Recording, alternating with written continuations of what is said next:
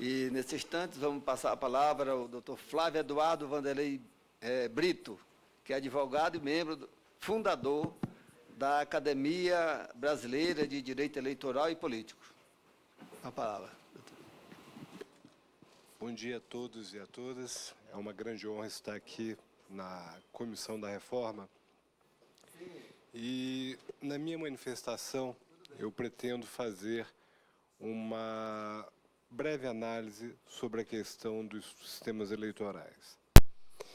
Há uma preocupação muito grande de todos nós que somos especialistas dentro da temática do direito eleitoral e também do direito partidário, que acaba sendo um desses ramos, quanto à forma como se dá a aquisição do mandato eletivo.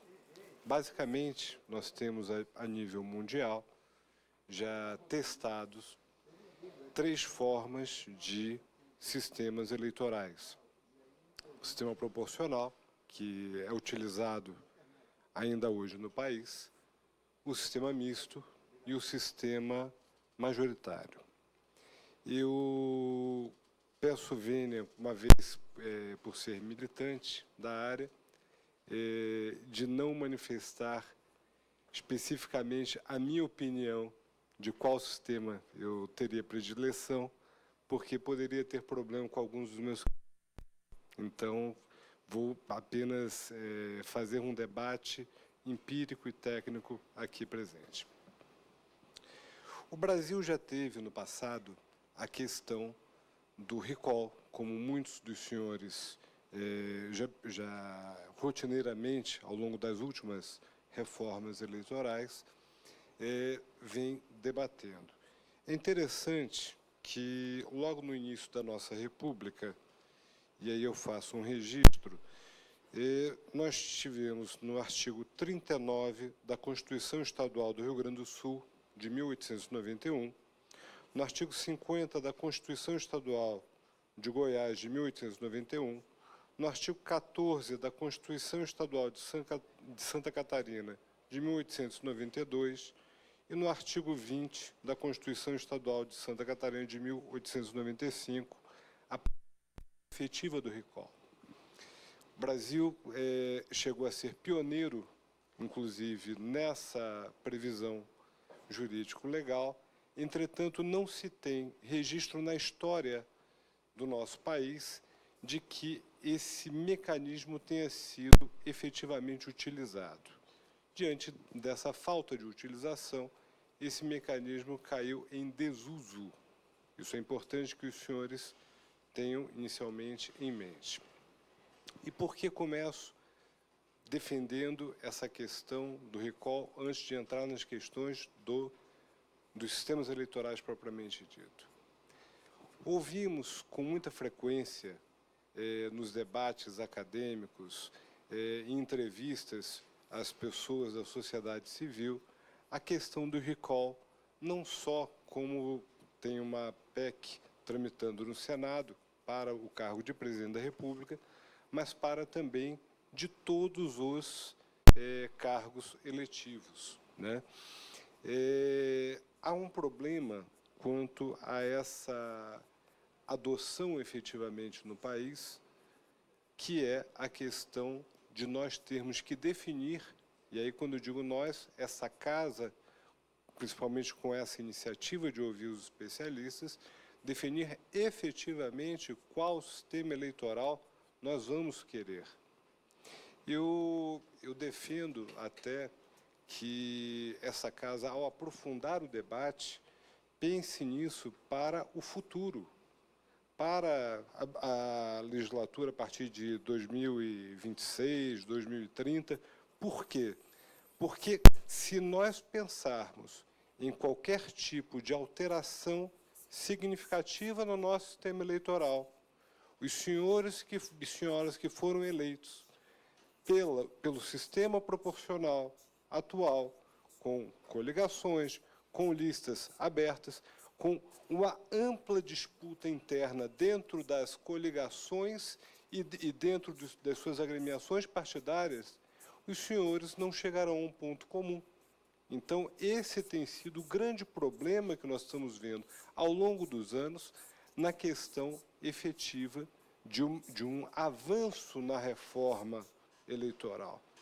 E quando falamos de reforma, e faço questão de colocar especificamente esse introito, é porque tudo, absolutamente tudo, de legislação, de questões que os senhores deverão debater, eles serão sempre derivados do quê?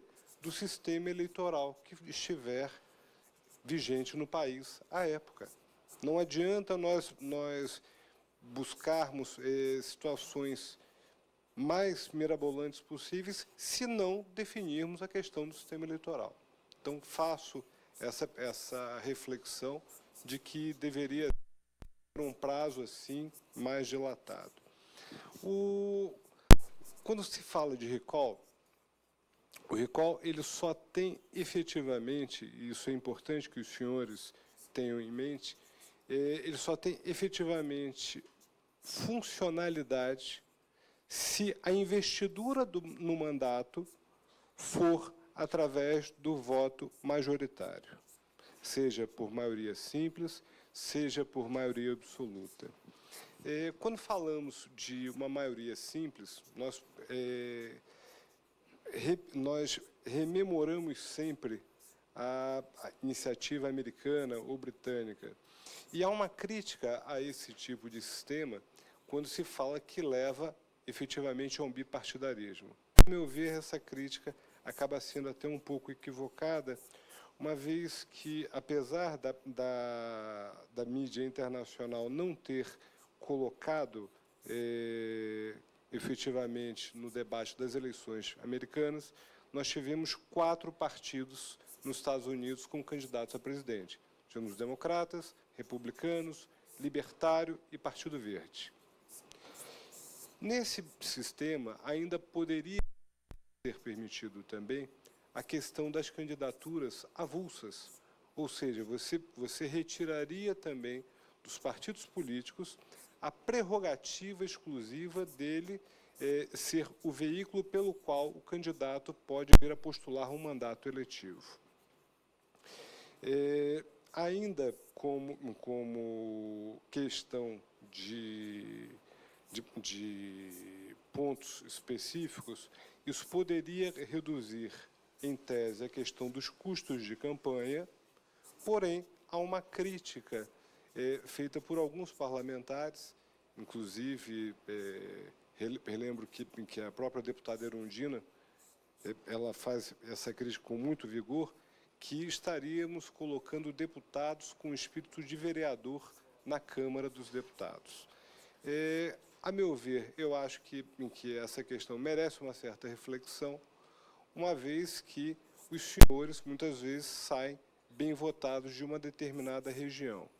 Esse sistema também, ele delimita uma territorialidade e, por exemplo, no caso de São Paulo, que seriam 70 deputados, a Justiça Eleitoral, que seria o órgão competente, dividiria em 70 circunscrições eleitorais. Cada partido poderia lançar uma candidatura única ali, o mais votado, se fosse no sistema simples, leva tudo. Qual uma crítica também que é feita?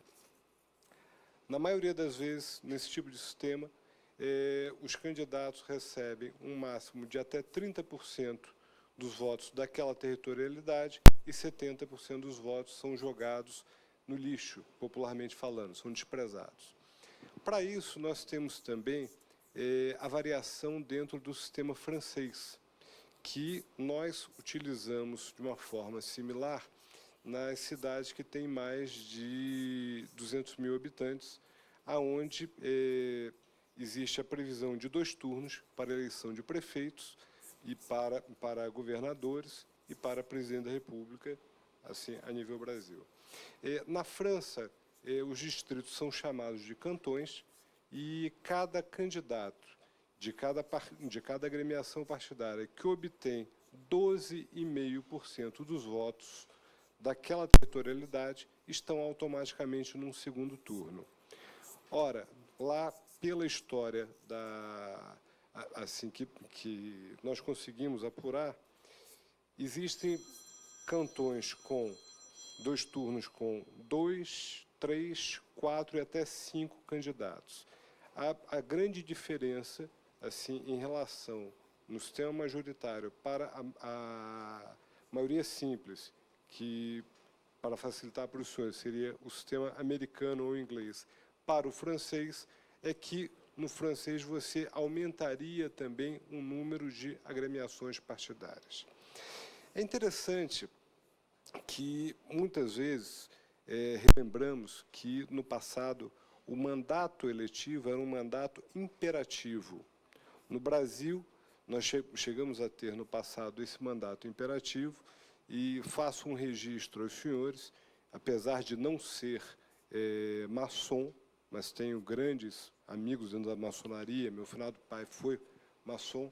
Até hoje, a maçonaria em seus congressos, os deputados maçônicos, eles exercem um mandato imperativo nos moldes que eram utilizados antigamente. Ou seja, ele só se manifesta nos congressos maçônicos, representando e levando as argumentações e reivindicações que a base, a loja maçônica, aquela territorialidade, o colocou.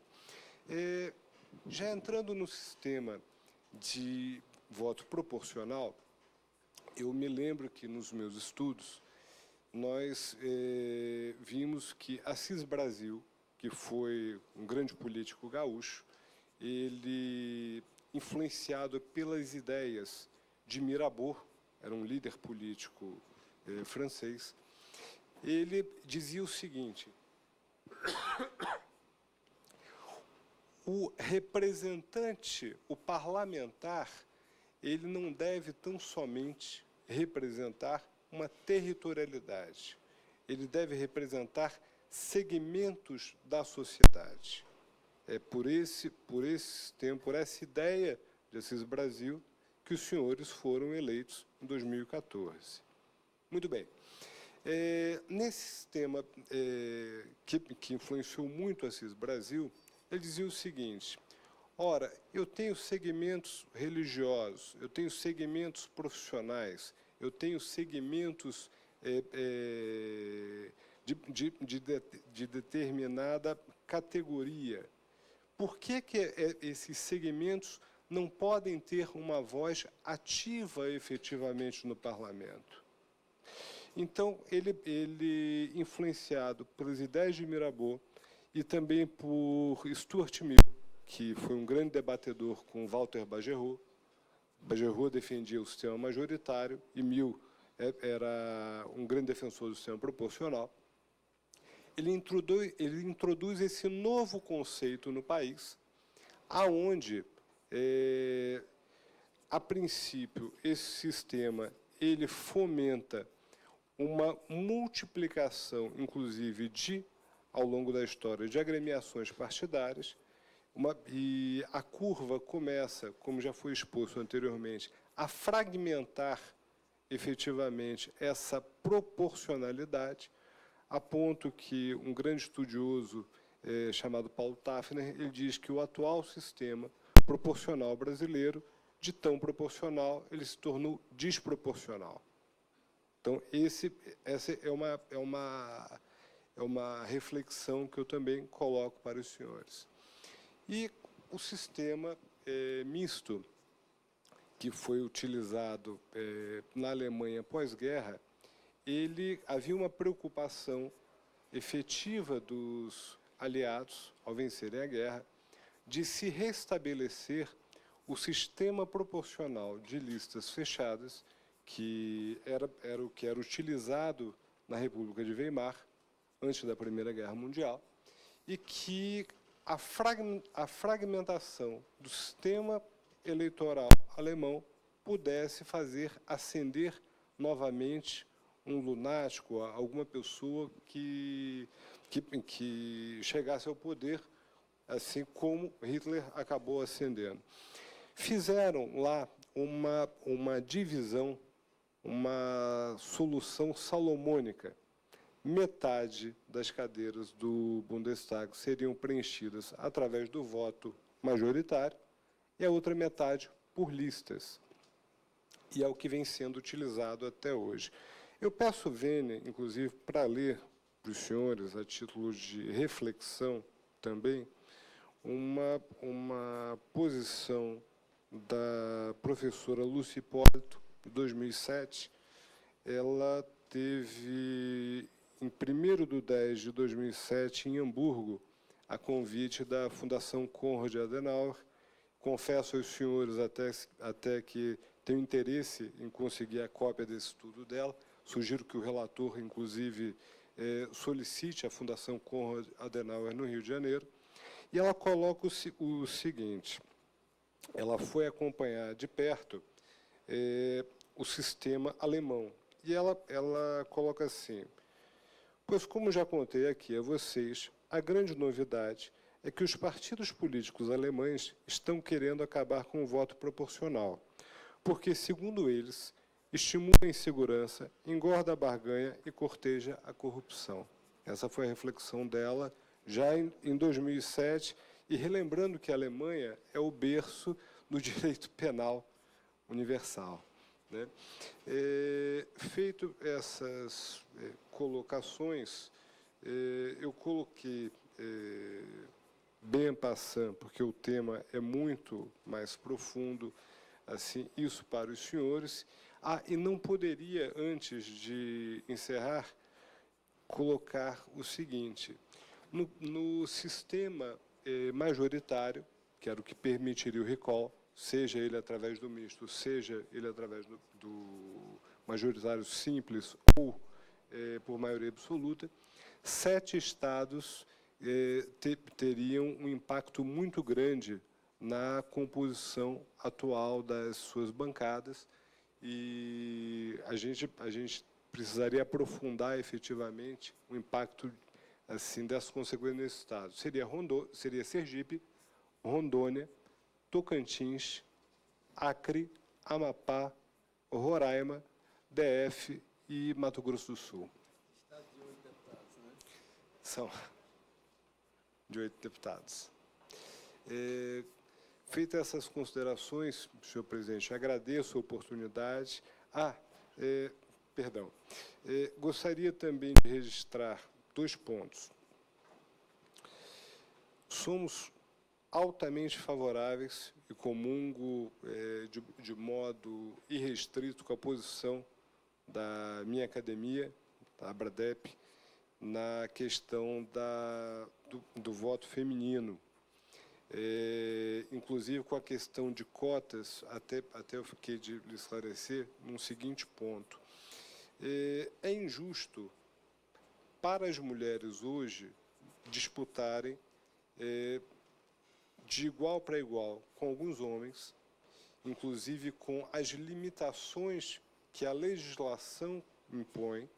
Inclusive vimos isso nessa última eleição, com a lei prevendo o mínimo de 5% e o máximo de 15%, sob pena de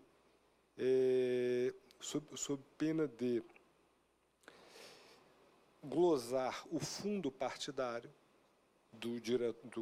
da Nacional. Acompanhei isso de perto, através de uma agremiação que eu advogo, e, inclusive, sugerimos a um parlamentar que entrou com um projeto a respeito disso, que está tramitando já na casa, colocando o mínimo de 15% e sem o limite máximo. É uma proposta recente do deputado Kleber Verde, que certamente a comissão também debaterá ou poderá fazer algumas emendas.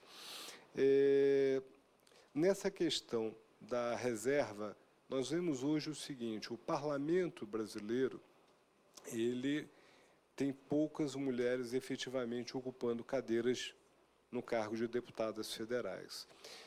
É muito injusto, uma vez que as agremiações partidárias nos estados, elas acabam investindo ao longo dos anos, mesmo quando era permitido a doação de empresas, elas investiam muito pouco nas candidaturas femininas e muito pouco também na questão das inserções no horário eleitoral gratuito. Isso estatisticamente falando.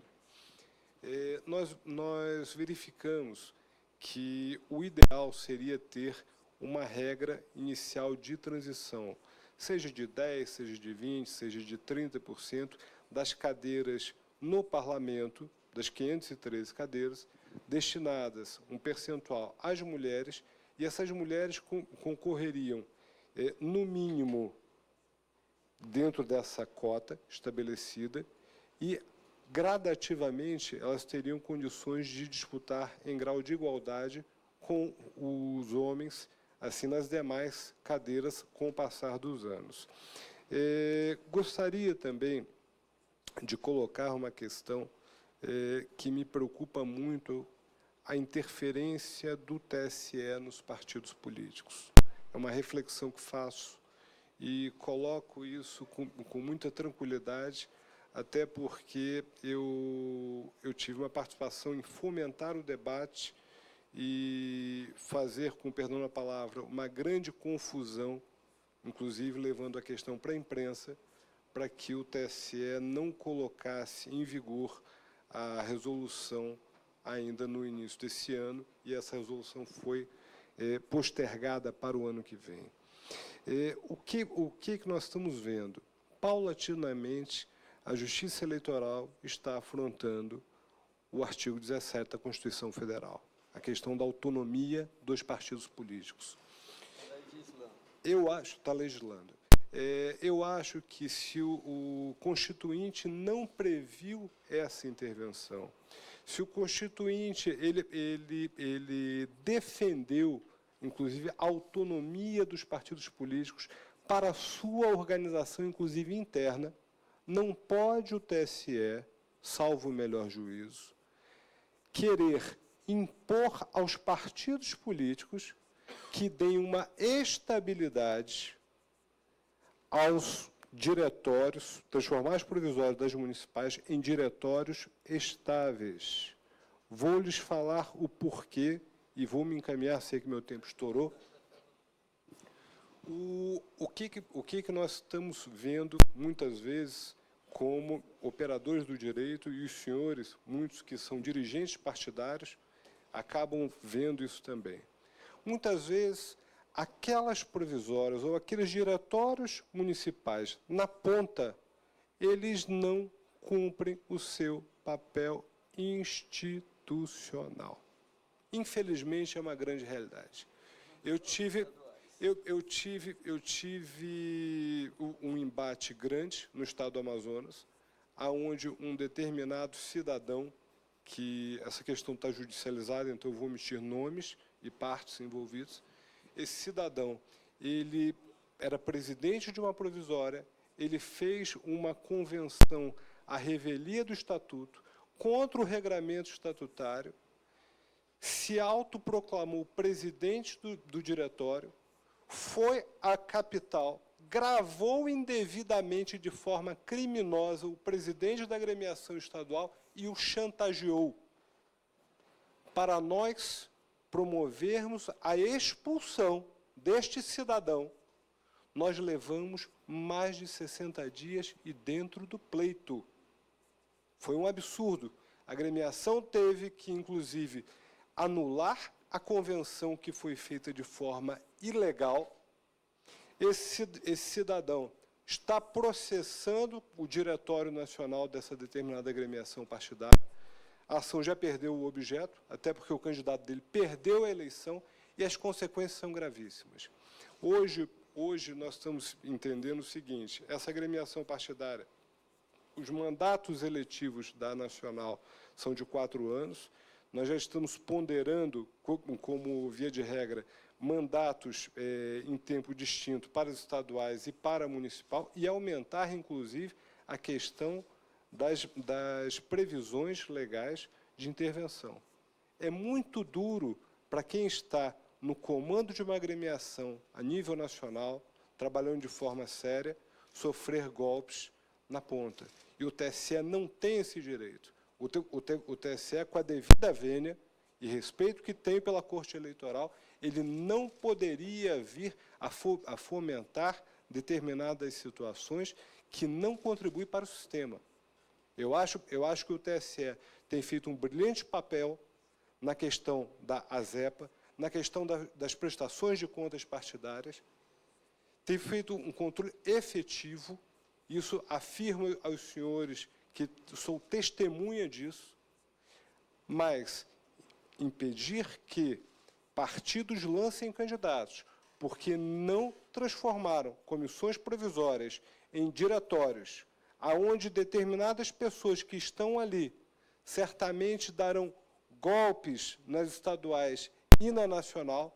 O país é grande, o país é continental, e quem trabalha no dia a dia com o direito partidário, advogando para agremiações, certamente fará alguma reflexão sobre isso. Eram essas contribuições que eu gostaria de colocar, e em relação a esse ponto equivocado da resolução que o TSE baixou, certamente teremos, e eu afirmo com toda certeza, uma ADI, no máximo em fevereiro, no Supremo Tribunal Federal. Muito obrigado, senhor presidente. Ok.